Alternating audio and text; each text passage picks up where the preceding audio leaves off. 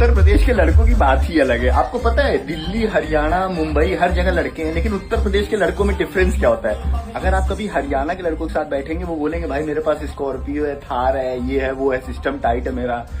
दिल्ली के लड़कों के पास बैठेंगे, बोलेंगे भाई मेरे पास गर्लफ्रेंड है, ऐसा है वैसा है। लेकिन उत्तर प्रदेश के लड़कों के साथ कभी आप बैठेंगे क्या बोलेंगे पता है?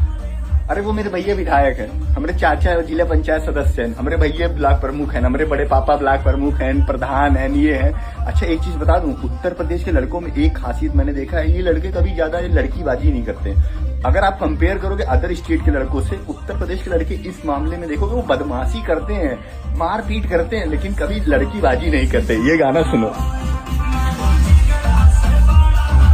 और बहुत अच्छी चीज है। और मैं पता है एक लड़के को हड़काने के लिए फोन किया था, तो मैं बोला भाई क्या करते हो? बोले कुछ नहीं, मेरे पापा प्रधान है। तो हम कहे अच्छा, तो क्योंकि मेरे पापा भी तो प्रधान ही है। तो मैंने बोला अच्छा ठीक है भाई।